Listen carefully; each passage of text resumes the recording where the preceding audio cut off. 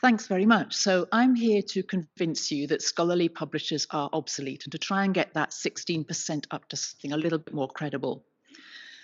So the current system of academic publishing did evolve for valid reasons, but it has outlived its usefulness. Publishers are proud, they boast of their roles as disseminators, curators, and gatekeepers of research, but they fail to see how their entrenched systems are, in fact, hindering the free exchange of knowledge. I think we'll all agree that the primary driver behind the evolution of academic publishing was originally purely that need to disseminate knowledge. Early journals provided both a formal platform and a means of dissemination for scholars to share their discoveries with fellow scholars, ensuring that new findings could be communicated and built upon. However, during the 20th century, there was a real shift. Publication of research in journals became rapidly and perhaps inextricably linked with career progression. Publishing demonstrated productivity and was a surrogate for impact, to the extent that we saw the development of the publish or perish culture in the late 20th century. The importance of publishing in journals, in monographs, became relevant to performance assessment and drove the embracing of journal level metrics to become a measure of article level metrics, and from that, a means of judging an individual academic's performance and career progression. It also encouraged the rapid growth, at least initially, of the mega journals as a means of piling up publications and lengthening CVs. So while we need to acknowledge that for centuries, academic publishers played a crucial role in the dissemination of scholarly work, they provided the means for researchers to share their findings. They perhaps ensured the quality of published work through supporting peer review. They maintain the archives of the scholarly record.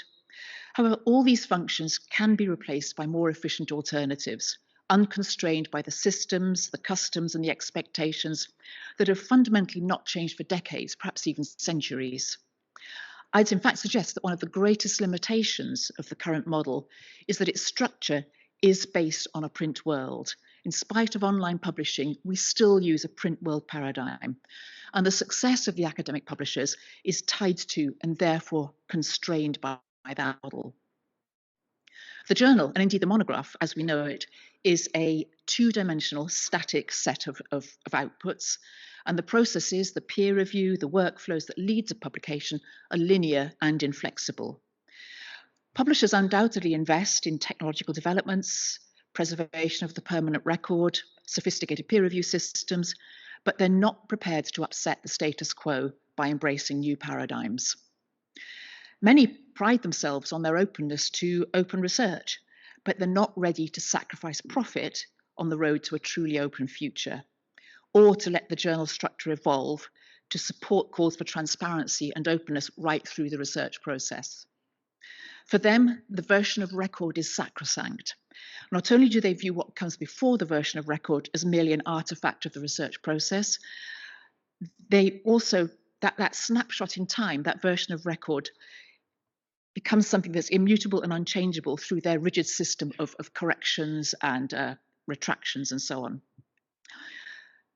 Fundamentally, for publishers, the exciting developments in how research can be shared and developed with open practices simply mean a change in business model. And they're still concerned about how to ensure their profitability, their sustainability, to ensure that revenues come, albeit through an alternative route. It's fundamentally because publishers cannot let research communication evolve that innovation and diversity will continue to be constrained. They cannot see that open research isn't simply about opening up access, but is about the whole system that they perpetuate is plagued by a lack of transparency. Peer review, which of course is done by the academic community, not the publishers, is forced through systems that make it opaque, subject to biases, conflicts of interest, with rules about process, such as confidentiality and the limited number of peer reviews expected, low expectations of turnaround times that are again embedded in the print world that we used to know. And it's not only the approach to peer review that's too limited by historic conventions, historic print world approaches. With the advent of digital technology and the rise of alternative platforms, the necessity for conventional journal publishers to disseminate research has surely vanished. Open access repositories, including those dedicated to preprints, provide free and immediate access to research before formal publication. They allow the sharing of work before peer review, facilitating rapid feedback from the academic community without waiting for the months it can take or fail to get 2 or 3 peer reviews from an editor-in-chief's narrow network.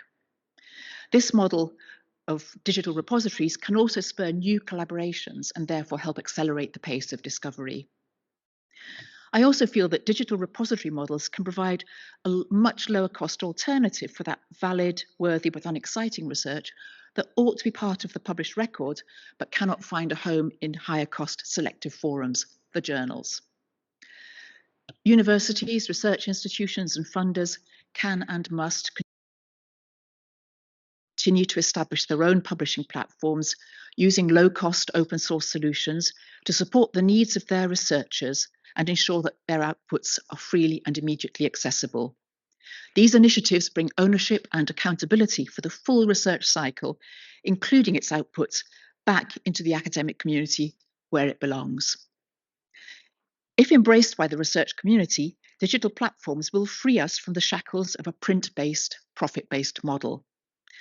They will allow us to embrace all the principles of open research, sharing, collaboration, transparency at every step, democratizing knowledge, and increasing the visibility and impact of research with undeniable benefits for society, the planet, and humanity. And a more open, more flexible, more collaborative culture will surely help also free us from the shackles of the impact factor and other metrics, which evolved from a method to help libraries make purchasing decisions into a target for journals and publishers, and I'm sorry to say editors, an excuse to reject valid work, and a measure that contributed to funding decisions and career progression. So to begin to summarize, academic publishing initially developed to meet the desire of scholars to share their work widely. Then it evolved into a valuable system of increasingly formalized peer review and quality control, and to some extent has taken useful advantage of technological progress. But at some point in the past 50 years, rather like Frankenstein's monster, it took on a life of its own, increasingly independent of the needs of its progenitor, the research community. This traditional model of academic journal publishing is becoming increasingly redundant in the face of emerging alternatives. We must support and invest in these new platforms and approaches to ensure that scholarly research is accessible to all and has the impact it deserves. We must also be open to new ways of communicating and sharing research that aren't stuck in that old world of issues and covers and pages. The academic community has a responsibility to advocate for change and embrace opportunities. In conclusion, while scholarly publishers historically played a necessary role in the dissemination of academic research, the need for that role must be questioned. Open access and digital technologies have democratized access to knowledge, accelerated the dissemination of research, and provided researchers with greater control over their work. Let's embrace these changes and continue to explore new ways to share and advance knowledge without relying on those scholarly publishers.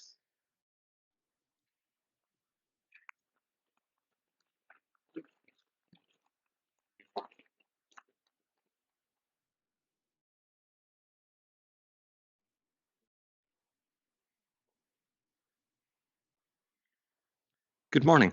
Scholarly publishing is the foundation of global research communication, ensuring that scientific discoveries, theoretical advancements, and critical knowledge reach the right audiences with credibility and impact.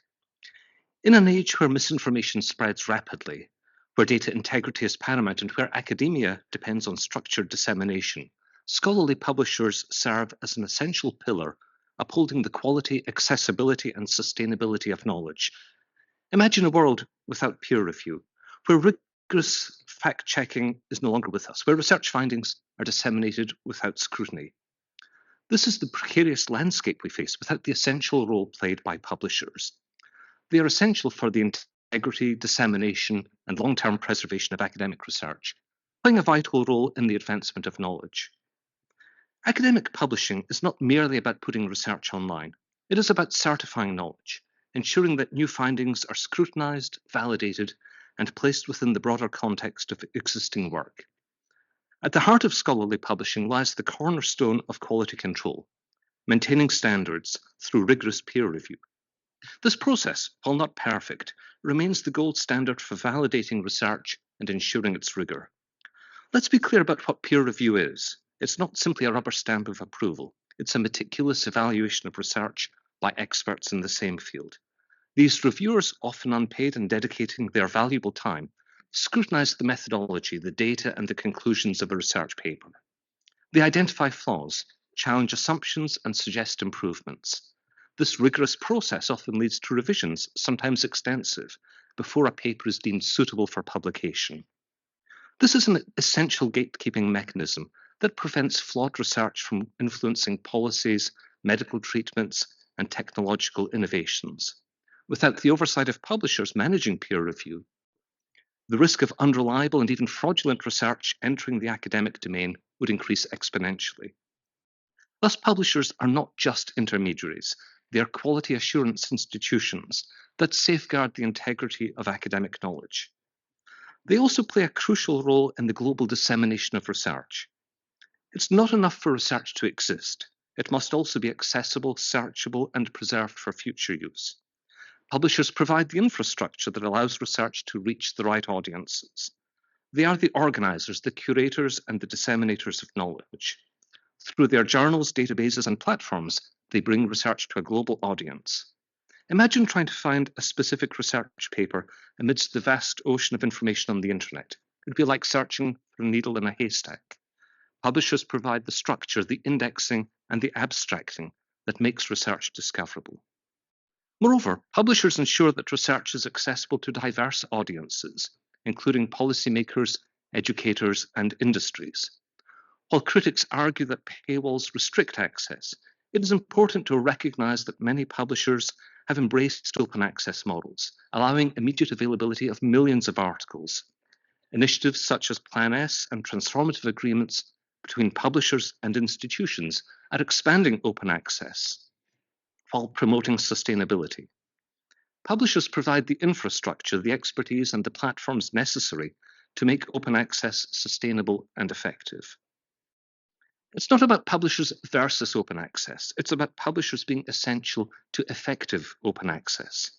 They ensure that OA doesn't come at the cost of quality or accessibility in the long run. They are partners in the open access movement, working to expand access while maintaining the integrity of the scholarly record.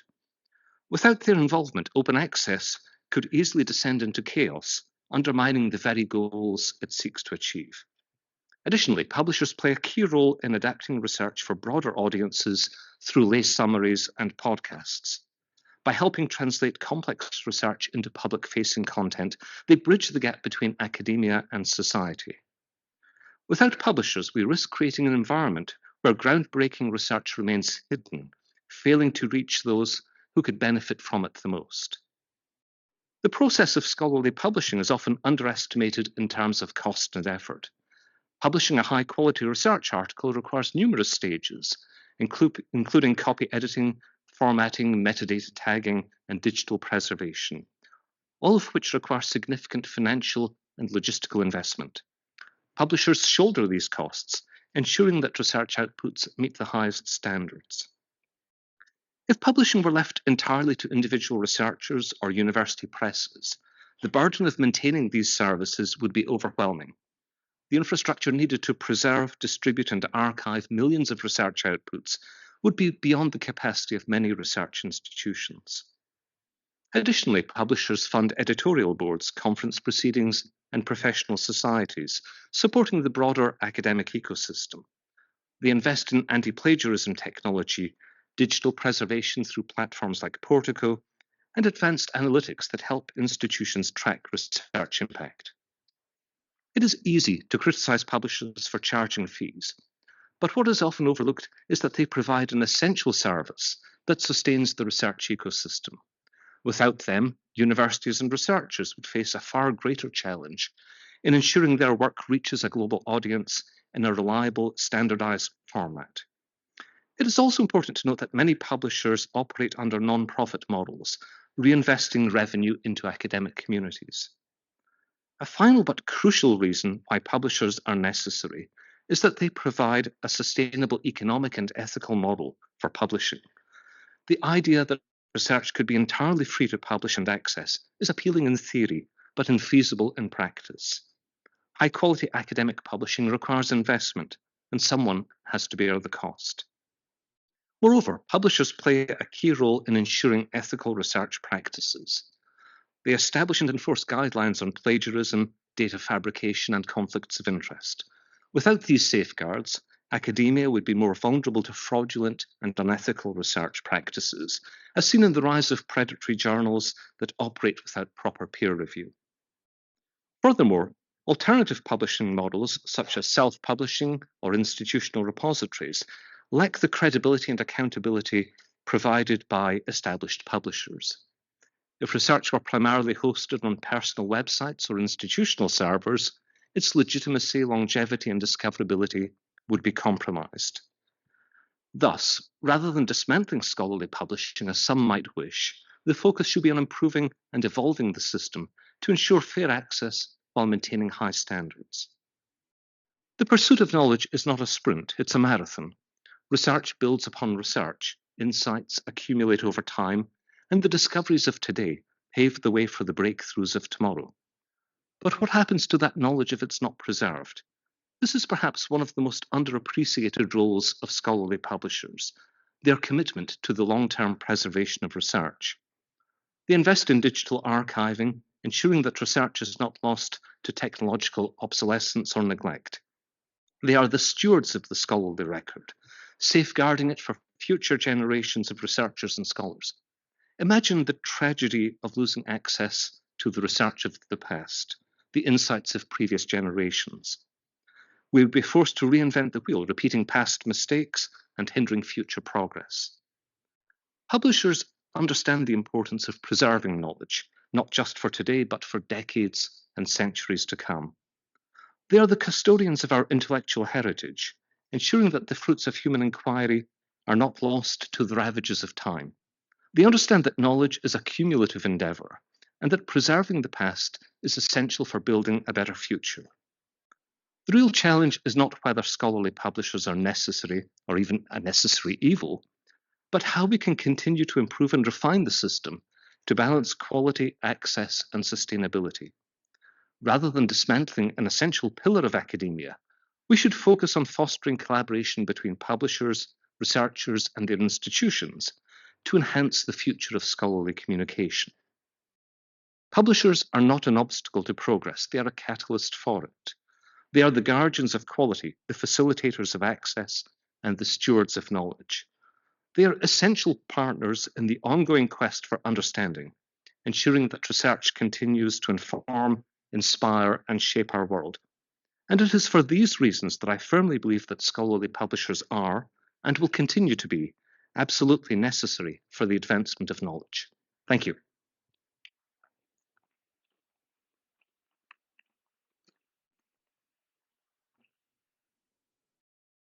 Right, so there's a lot to unpick there, and in 3 minutes, I'm going to focus on just 3 claims made by Keith in defense of scholarly publishers.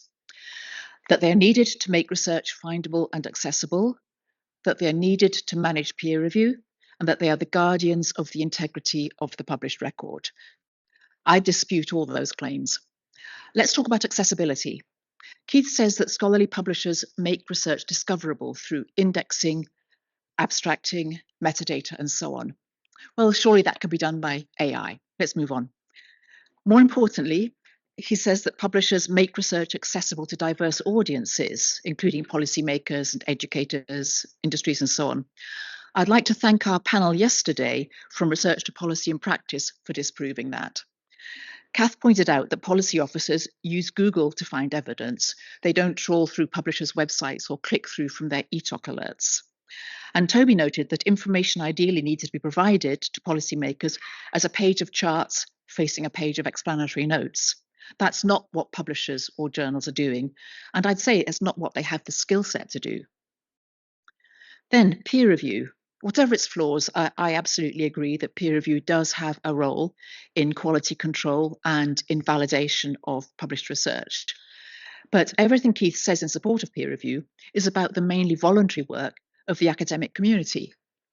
Yes, publishers provide systems for submission and assessment and so on, which can be expensive and they pay for them. They sometimes provide administrative staff. They do put together useful best practice guidelines. But peer review can and does happen in other contexts. And a really obvious example is peer review of research grant applications, for example. Publishers' input into peer review, I'd also suggest, is to impose a system that it's based on the memory of that old print-based system where you put something in an envelope, send it to two people and hope they send back a report. That's the model our peer review systems still basically follow. Finally, I found Keith's claim that the oversight of publishers stops unreliable and fraudulent research extraordinary, to be frank. In the hands of publishers, this is increasing exponentially. This is what's happening with publishers as the supposed custodians of the integrity of the published record. The oversight provided by publishers is clearly inadequate to tackle the problem, and the unbelievable number of retractions of paper mill articles only underscores this. Scholarly publishers are clearly not the answer to the problem. They're failing to answer it. And as I hope made clear earlier, they are colluding in the incentive system that drives that kind of behavior. What I feel Keith has demonstrated is that publishers have a stranglehold on research dissemination, which is preventing us from collaborating to reach. I've got three more words.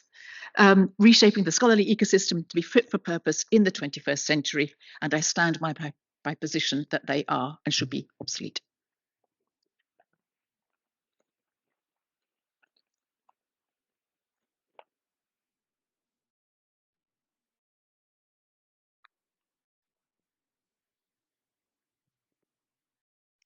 My opponent presents a compelling narrative of scholarly publishers as relics of a bygone era, clinging to outdated models and hindering progress. However, this perspective overlooks the fundamental value that publishers continue to provide in a rapidly evolving research landscape.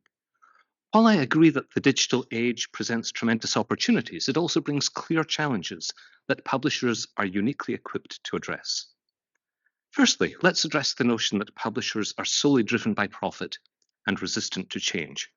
My opponent acknowledges the importance of peer review, archiving, and dissemination, all crucial services provided by publishers. She then claims these can be replaced by more efficient alternatives, but fails to specify how. Open access repositories, while valuable, lack the rigorous structured peer review that publishers provide. They don't ensure the level of quality control that is vital for maintaining the integrity of the scholarly record. The idea that universities can simply replace publishers with low-cost open-source solutions ignores the immense expense, infrastructure, and financial investment required for effective publishing. Who will maintain the digital archives? Who will ensure discoverability across diverse databases? Who will coordinate the peer review process with the same level of rigor? My opponent criticizes the publisher perish culture and the use of impact factors. However, these are systemic issues within academia, not solely the fault of publishers. Publishers provide the platforms, but they don't dictate academic evaluation criteria. Furthermore, she claims that open access repositories have solved the problem of access, but shifted the barrier to publishing. This is a false dichotomy. Publishers offer a range of open access models, and the cost of publishing is a necessary investment in ensuring quality and sustainability.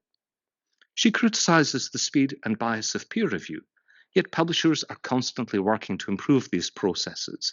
Double-blind review, preprint servers with post-publication peer review, and transparent processes are all examples of how publishers are adapting. To imply that open access repositories, which often lack any formal peer review, are a superior alternative is a dangerous oversimplification.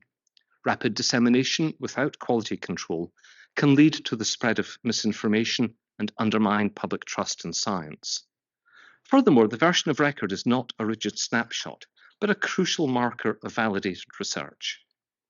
Finally, while my opponent advocates for a future free from shackles, she fails to acknowledge the crucial role that publishers play in ensuring the long-term preservation of knowledge. Without their expertise and investment, we risk losing access to valuable research, hindering future progress.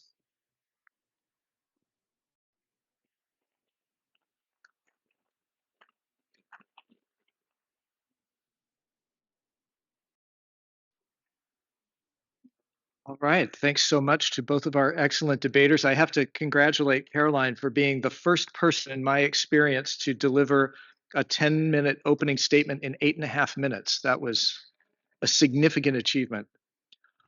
Okay, the floor is now open to you to ask questions or make comments of your own, either for or against the proposition. We have mics around, so please raise your hand and wait to speak until a mic gets to you so that everyone can hear.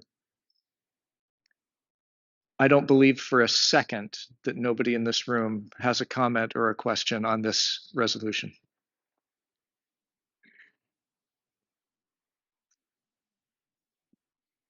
For each of you, if the academic, not publishing system, but if the academic spreading of information system was to be reinvented today with and deleting all of previous history of how it's evolved, how would it be different?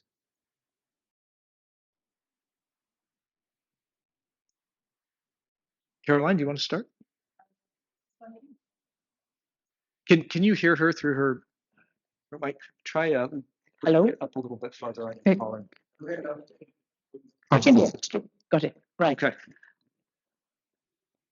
I think if we were to be reinventing the scholarly dissemination ecosystem from now, it would have to be based on collaboration about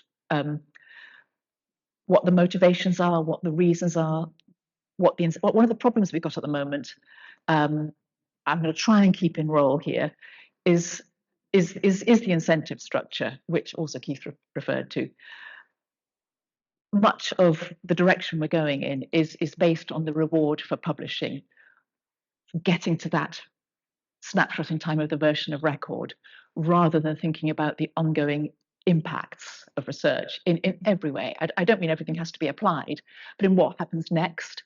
The goal for a researcher is often to get published. The goal of a publisher is to make a publication and sell it or give it to people, but not really caring what happens after that. The goal of funders, actually, even those pushing for open access, again, is to get a write-up out there. I think if we were all collaborating and thinking about what was happening next, how the outputs made a difference, made an impact, would be part of it. I don't know what the answer would be, but we'd have to think about that. Keith?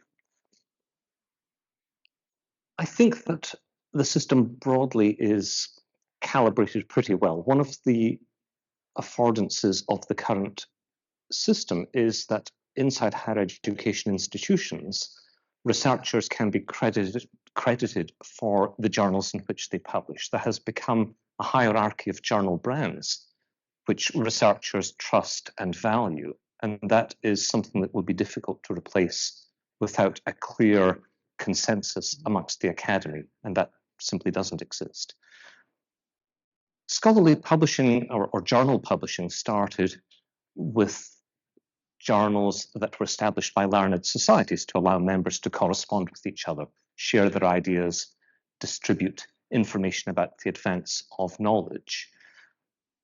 My view is that societies remain an important part of the publishing landscape, and we need to ensure that they have a voice in shaping the communication between members and with society at large. There are strong arguments that commercial publishing has maybe gone too far in terms of the profit margins that some make.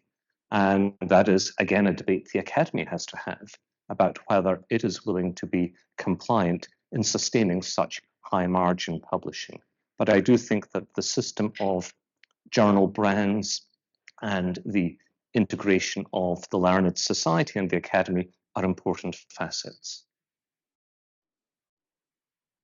Thank you.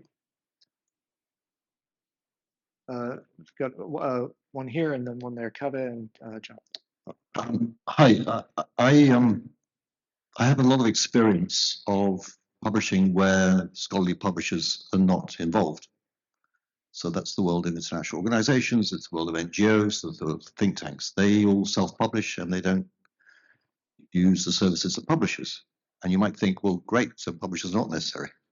But I can see the downside because publishers are not involved. So this content has terrible metadata. It's almost impossible to find. It's not preserved. It doesn't have persistent identifiers. Libraries tear their hair out trying to catalog this content.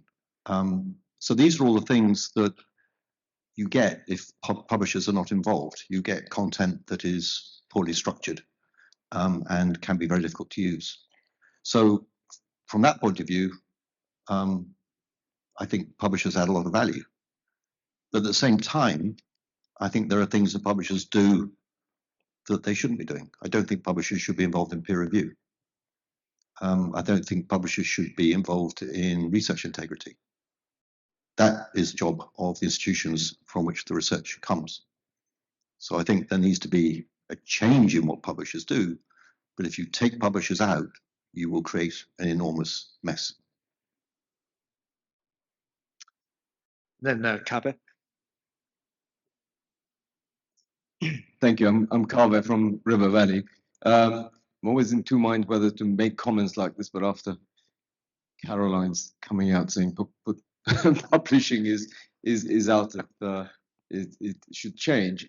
So basically, my comment is sometimes I think, mainly to Keith, are we not sometimes think publishing is a bit like the old days where we bought a 45 RPM record and then wait for a while till the LP comes out, which is the equivalent of the issue. Are we not sort of still in that world of putting our knowledge in 45s and then and LPs, and should we not change that into another sort of more modern way of disseminating knowledge? Publishers have made great advances in providing early views to individual articles. And to an extent, the article has been that unit of dissemination, which is then accumulated into issues and volumes. But I think they have taken advantage of technology to support that quick access to the 45, and the 33 is there for the archival records. So they're supporting both rapid dissemination and archival perspectives. Caroline? I think that's actually a really good point, because I do think, both in my debate role and in real life, that there isn't a strong enough incentive for publishers to really innovate. If I can actually use an example, if you take the recent example of eLife looking at an innovative way of handling the cycle that ends with a published paper, being threatened with being removed from Clarivate, it takes a very bold publisher to do something radically different. And I think actually it's not because publishers don't want to do, it's too big a risk. And I think that's a real shame. That's why I've used the word collude. I think we are all colluding together to not change the incentives, not change what's valued. And that makes it really difficult to move from the 45 and the 33 RPM. If I could, I'm going to ask a follow-up to that. One way of looking at what eLife did was that they were innovative, and as a result, they were removed from Clarivate. Another way of looking at what eLife did is they tried to experiment and it didn't work, and because it didn't work, they were removed from Clarivate. To what degree should innovation in itself be a goal that we pursue, either as you know, as we try to shape a new or try to influence the trajectory of the scholarly communication ecosystem? Perhaps this again is where we need to collaborate. Even in one or two more modest innovations that I've been involved in, you know, we might have a focus group, we might chat to some people we know. We don't really work enough with the research community, and the research community perhaps doesn't talk enough to us about how we could together build a better ecosystem, a better way of sharing and disseminating knowledge. Not sure that quite answers what you were saying, but I think it's just difficult. Yeah, good. Keith? I certainly think that innovation has to be not only encouraged, but achieved. if we think about the extent to which publishing is driven by research funding and R&D outputs, over the past couple of decades, we've seen globally a vast increase in the volume of R&D activity and a concomitant increase in the volume of article output. 10 years ago, Springer accepted 1 in 3 articles submitted for publication. It's now 1 in 5, but the volume of submissions has gone up. And publishers do need to think about innovation to simply cope with that flow of information. That increase in submissions has to go through a process. They're not simply discarded. And we can think about innovation at that stage of the process and across the publication life cycle. Other thoughts, comments, questions?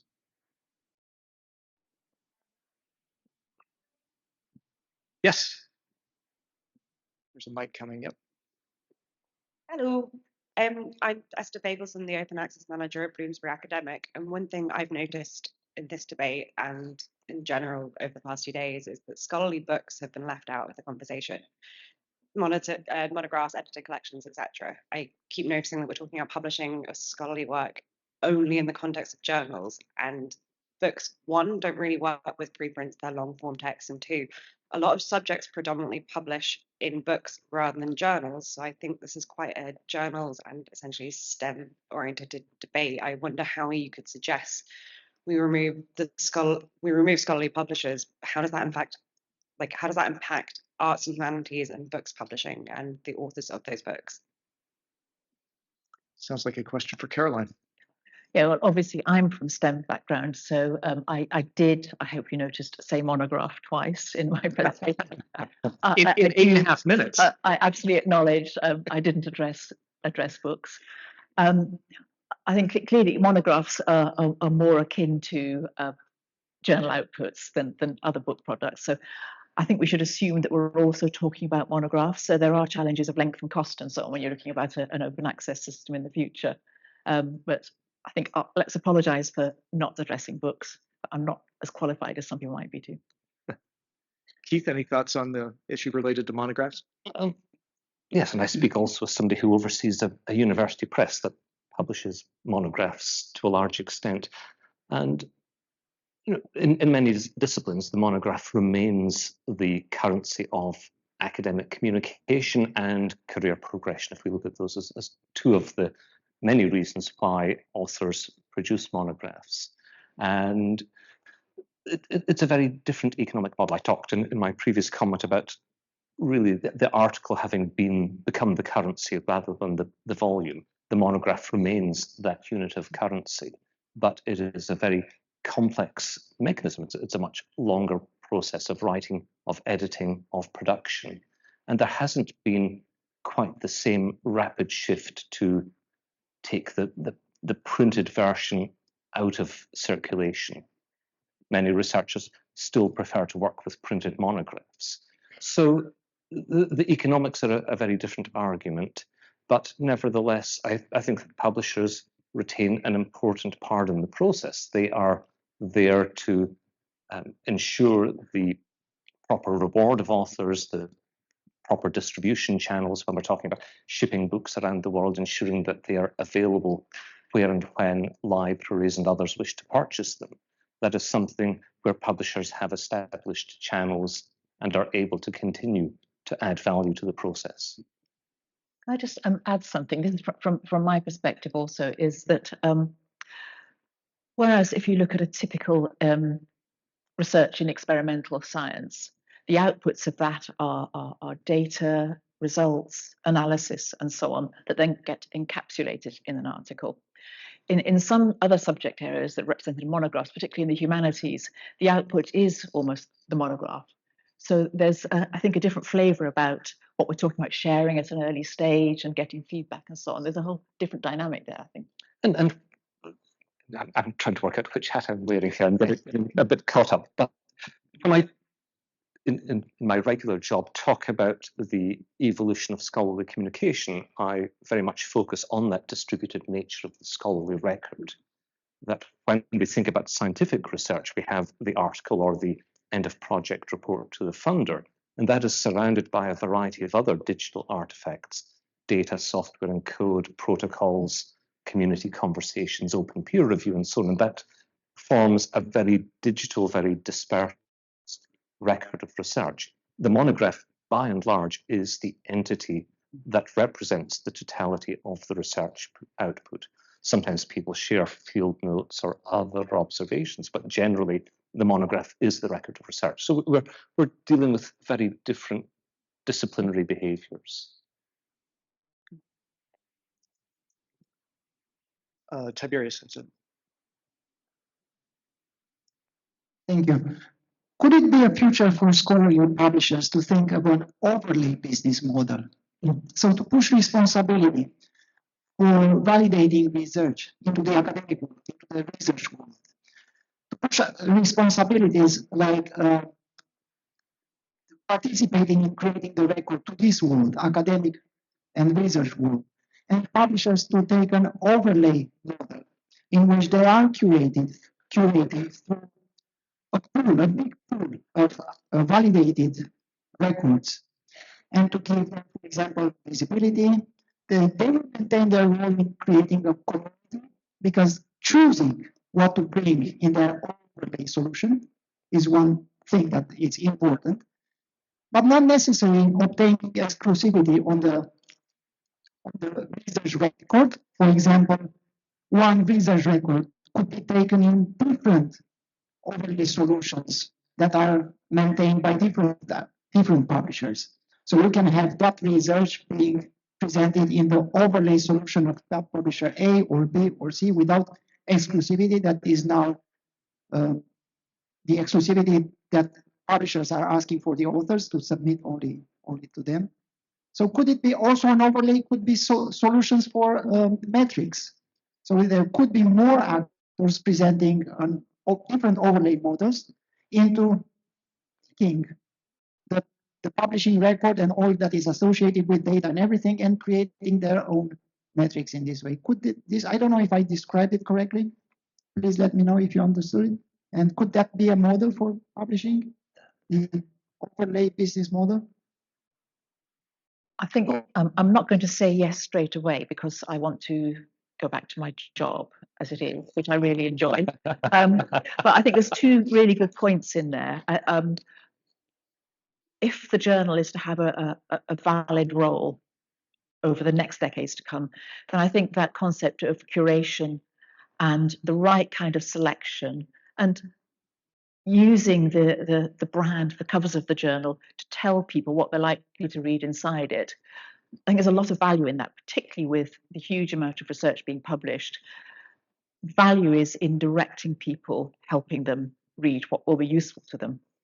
And I think the other useful point about your broad concept is that I do think we need a model that allows everything that addressed a valid question to be available somewhere, the outputs to be available somewhere, without necessarily forcing it through an expensive journal system where it simply needs to be there as a record for finding. So not necessarily overlay, but there's something in both the curation and have everything somewhere, but not necessarily in journals.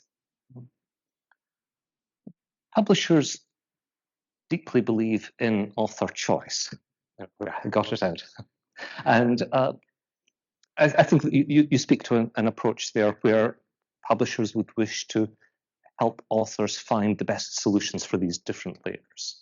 So it could well be that the article contained in a publisher's journal might have associated with it data sets that are better hosted in a research funder's data repository, where the research community can find associated data sets for further analysis, validation, creation of synthetic data sets, and so on. So I do think the layering approach is an appropriate one, but at the same time, we want to ensure that it is easy for those who wish to make use of the article and associated materials to find what they need. The point that I made in my opening statement about the persistence of the scholarly record remains. Had I been saying this 6 months ago, I would have said, I have absolute faith in the US National Institutes of Health. to curate data in a persistent format. Over the past month, we have seen librarians across the United States invest effort in harvesting data sets from trusted federal research agencies because there is a serious threat that these will disappear. We have seen, I have watched data set disappear in real time over the past month. So the established publisher perhaps has a better track record of long-term preservation.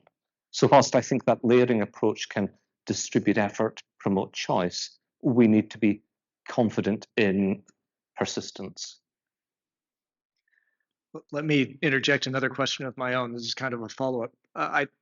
I'm not sure it makes sense categorically to say that publishers care very much about author choice. I think some publishers care more and some care less, and most publishers care very much about some kinds of author choice and very little about other kinds. There are publishers who will not publish your paper unless you assign copyright to them, others who will not publish your paper unless you make it freely available to the public under a CC BY license, for example.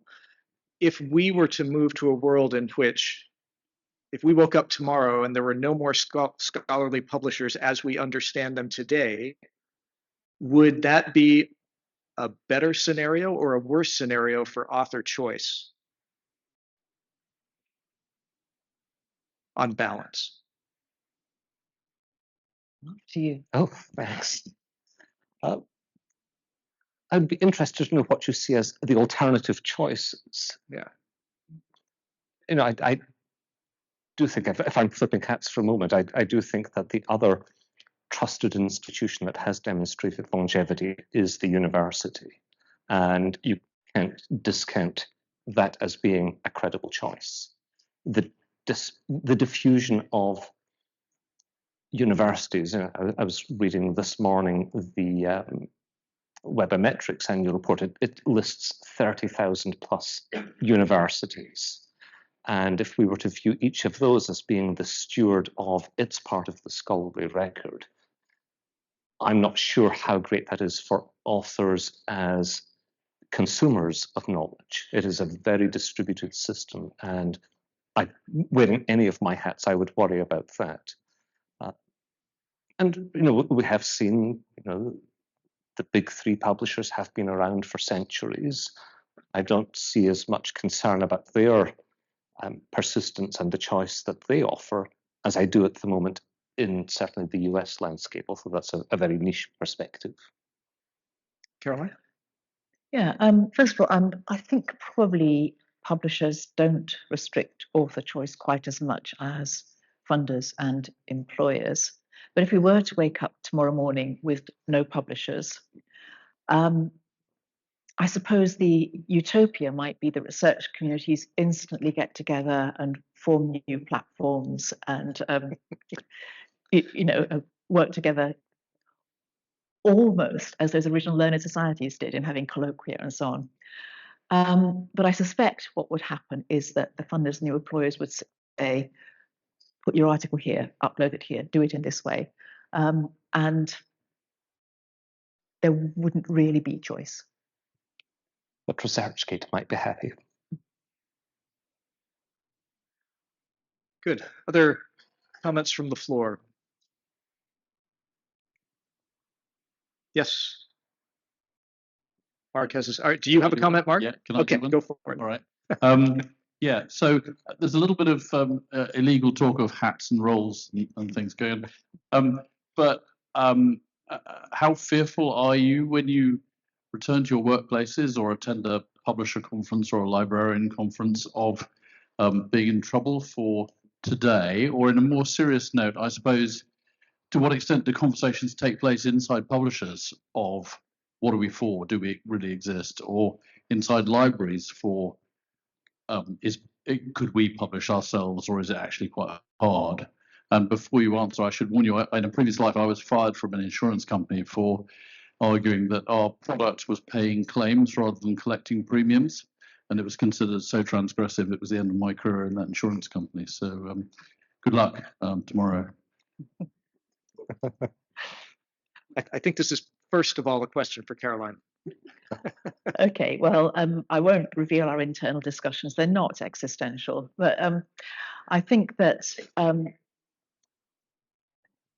there are two broad things that I suspect we and other publishers talk about, which aren't mutually exclusive. One is the sustainability of the journal or whatever replaces the journal, and how we can ensure that that has longevity, is always accessible, that the record is preserved. And the other is, surely there must be something that we can do that's different and better.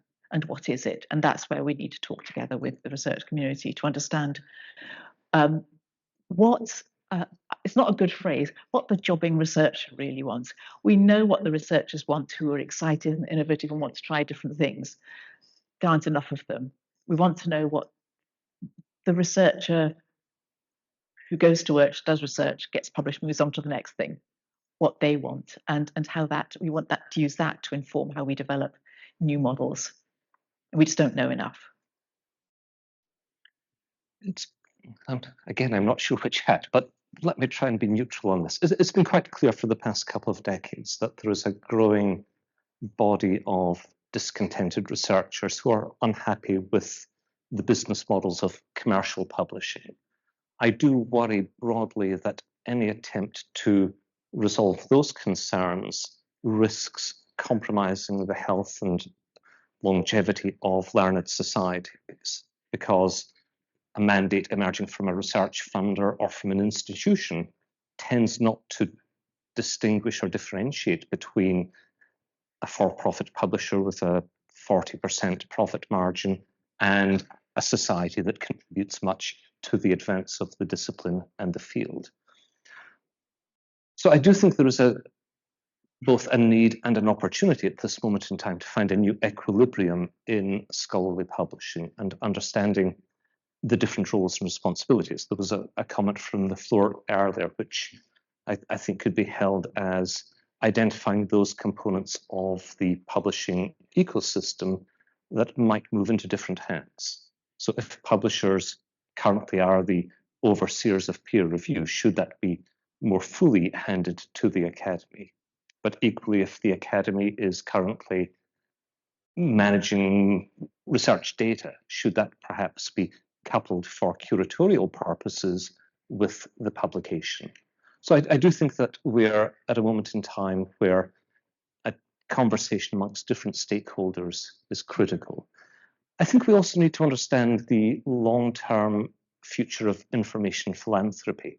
As we see the shift from a business model built around readership, and where publishers have opened up access to their journals to the Global South at no direct payment under programs like Research for Life, we need to be clear about how that philanthropy shifts when the business model moves to one of paying for authorship.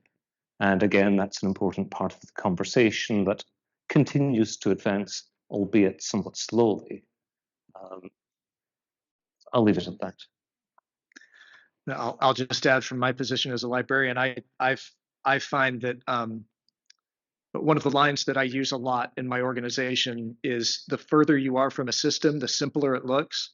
And I find that my colleagues who, this isn't a hard and fast rule, but generally my colleagues who understand the least about the day-to-day work of publishing are also the ones who are most adamant that publishing is really easy and there's no reason why libraries couldn't do it just as well.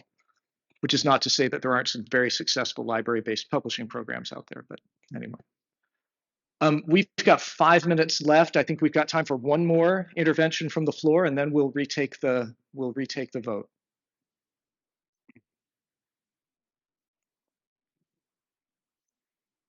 Thank you. We've touched a little bit on cost, profit, commercial publishing. I'm wondering, to Keith, if you have any issues with the way that the profit model in scholarly publishing is working now, or if you're happy for it to continue as it is. And for Caroline, if the scholarly publishers were to go away, what happens to that profit? Where would you suggest it gets diverted to? We need to be brief in our response here. To be brief and wearing which hat. if I put on the day job hat, since I have to go back there tomorrow morning, literally, I do think that publishers need to make some degree of profit because they need the investment from shareholders. If I'm thinking about commercial publishing, they need the investment from shareholders to ensure that they continue to evolve technology, invest in supporting the growing body of science. But I question how much profit there needs to be. And I would pose the same question in a different way to society publishers, some of which are yielding massive profits, but they call them surpluses, and whether it is my job as a university librarian to invest so much in a society in which I may have little direct interest. Caroline, very briefly. I think with my debate role hat on, I think the answer is easy. All those profits would be retained by the institutions to develop their own platforms. Easy. Okay, and with that, let's bring the Slido code back up. This is a very important instruction. If you voted at the beginning, please vote again. If you did not vote at the beginning, please do not vote now. We want to see how many of the votes that were submitted at the beginning have now changed. And let's see. All right, I think that it should now be live. You should be able to vote.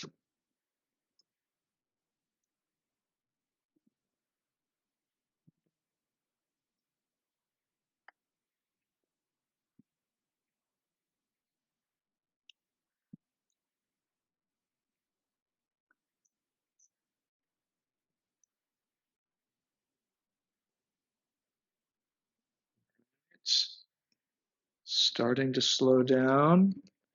If any of you have not voted yet but intend to, please do right away. But it is looking pretty clearly like the vote has shifted from 84% disagreeing at the beginning and 16% agreeing to 66% disagreeing and 34% agreeing. So I think we can safely declare Caroline the winner.